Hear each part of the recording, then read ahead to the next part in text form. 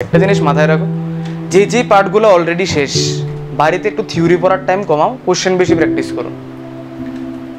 পরীক্ষাতে থিওরি লিখতে দিত না, আর বোর্ড এক্সামের প্রিপারেশন নিতেছো না। যদি বোর্ড এক্সাম প্রিপারেশন নিতে 12 টিচার রাখতে, 11 রাখতে না, কারণ 11 বোর্ড হয় না। একটু বাড়ির মধ্যে কোশ্চেন বেশি প্র্যাকটিস করো, পরীক্ষার ডিমান্ড কোশ্চেন করা। অনেক ম্যাক্সিমাম কেসে কি হয়, কোশ্চেন থিওরি পুরো ক্লিয়ার কিন্তু কোশ্চেন সলভ হয় না, কারণ কোশ্চেনের মধ্যে টুইস্টেড থাকে স্টেটমেন্টগুলো, তখন আটকে যাও। কোশ্চেন বেশি করো, কোশ্চেন করলে আপনি উইকনেস বার হয়ে যাবো, যে আমি থিওরির এই পার্টটাতে উইক, তখন গিয়ে থিওরি পড়ো। এক্সামের ডিমান্ড বুঝো, কারণ কোশ্চেন হইতেছে মাথার মধ্যে আমি কি করলে স্কোর বাড়বো। প্রবলেম তো না, পরীক্ষাতে স্কোর কম হইতেছে, কি করলে পারো, বাড়লো অল্প লোকেরা বাড়তেছে, 2-3 টেস্ট বাড়লে পরে টেস্ট আবার কমে জায়গাতে পড়তেছে। টেকনিক সেম তো স্কোর তো পারতো না, যেই টেকনিকে দূর স্কোর হইতেছে তুমি সেম টেকনিকে বারবার কাজে লাগাইতেছো, এটাতে স্কোর বাড়তো না। আমি কইতেছি থিওরি পড়া বেশি বড় প্রবলেম না, এটাতে বেশি সময় দিও না। থিওরি পড়ে লেথার্জি গায়ে পড়বো, তখন আর দেখবা যে পড়ার টাইম সে তোমার 1 ঘন্টা 1.5 ঘন্টা 2 ঘন্টা এটার মধ্যে তুমি টাইম দিবা। তুমি যদি 1-1.5 ঘন্টা থিওরি পড়ো, আধা ঘন্টার কোশ্চেন করতে ভালো লাগতো না, কারণ ব্রেন অলরেডি কনজেস্টেড হয়ে গেছে থিওরি পড়তে পড়তে। যাই সেটা 10-15 মিনিটের মধ্যে পুরোটা থিওরি একবার দেখা নাও, এবার ডাইরেক্ট কোশ্চেন করা স্টার্ট করো।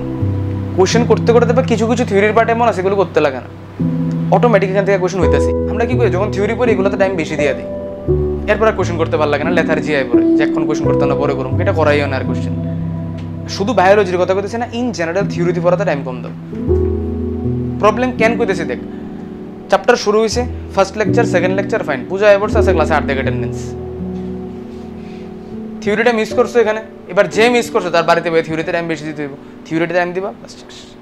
লাস্ট মান্থ সবাই সেম করছো, তার উপরে আসো না যারা আজকে আইছে না, লাস্ট মান্থ তোমরাও সেম করছো, স্কুলের এক্সাম করে সেটা আর দেখাইছে ক্লাসের মধ্যে, আর দেখ নাই, কারণ স্কুলের এক্সাম আসিল না। আয়া সেটাও কত ভালো হয়েছে স্কুলের এক্সাম, এটা আমার জানা আছে, যে আইসো না তারপরও স্কুলের এক্সাম কতটুকু ভালো হয়েছে।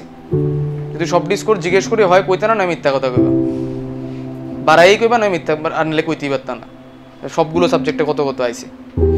তো টিউশন আমার ক্লাস না কারোর ক্লাস মিস করার কোনো মানে নাই, কারণ পড়ার টেকনিকটা ভুল হইতেছে। চাইবাগা পূজা একটা 1 সপ্তাহের গ্যাপ পড়ে যাবো, এই কারণে বলছি পড়ার টেকনিক বল, খুবসে পূজা করো। আমি সম্মতি নন্দী না যাবো এই কথা কোনো, পূজা বালি স্যাক্রিফাইস করে দাও, খুবসে পুরো পূজার মধ্যে কোনো অসুবিধা নাই। কিন্তু 4 দিন পরে যখন আবার স্টার্ট করবা, তখন অ্যাটলিস্ট ঠিকঠাকভাবে আশা করতে থিওরি পরে বেশি সময় নষ্ট করতাম না।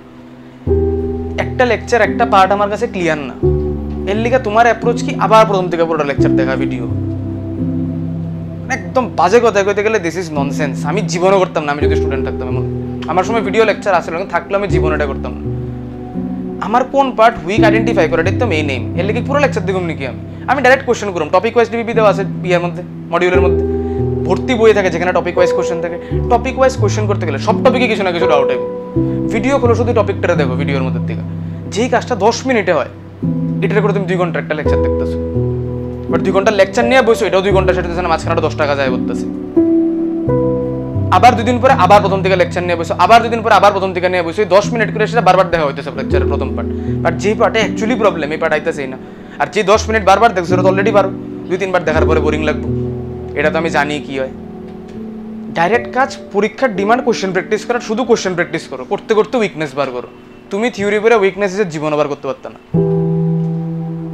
আমি এজ এ টিচার আমি সেম জিনিস করছি, আমার কোন কোন টপিক উইক আমি যখন পড়াইতেছি আমার এটাই দেখছি। আমি 1-2 বছর পড়ানোর পরে দেখতেছি কিছু কিছু টপিক আমি ক্লাসের মধ্যে অসুবিধা হয়ে পড়াইতে। ডাইরেক্ট ক্লাসে যাওয়ার পরে এমন হয়, কোনো টিচার নিজের নামে কয় না, আমি কইতেছি ক্লাসে যাওয়ার পরে আমি যখন পড়াইতেছি আমার মনে হচ্ছে এই পার্টটার মধ্যে আমি যতটুকু দরকার এতটুকু তো পড়াইতেছি, এর বেশি আমি একটু কেউ যদি ঘুরায় কোশ্চেন করতেও সময় আমি আনসার দিতে পারতাম না, যে এটা কি কারণে হয় এমন, আমার কাছে কোনো আনসার নেই। এটা আমি কখন বুঝছি, যখন ক্লাস করাইতেছি এবার বারবার কিছু না কিছু টপিক এমন হইতেছে, এবার আমি টপিক ওয়াইজ বই নিয়ে আসি, সিম্পল 11-12 যেগুলো নিটের বই হয় কোশ্চেন করা স্টার্ট করছি। বোটানির মধ্যে চলতেছে এখন বোটানি, বারবার আমি এখান থেকে কোশ্চেন করতেছি, কোশ্চেন করতে করতে দেখতেছি না আমার কিছু কিছু টপিক আছে যেগুলো আমার নিজের কাছে কিছু আছে কোশ্চেন করে স্টেটমেন্ট বেস কোশ্চেন করে সেটা ক্ল্যারিটি আয় করছে, যেটা এই কারণে হয়। কিছু টপিক আমি নিজে কোনো অনুভূতি থেকে আবার রেফার করছি, যে মেবি নিটে দরকার নাই, কিন্তু আমার যদি কেউ কোশ্চেন জিজ্ঞেস করে তার মানে আনসার দিতে লাগবে।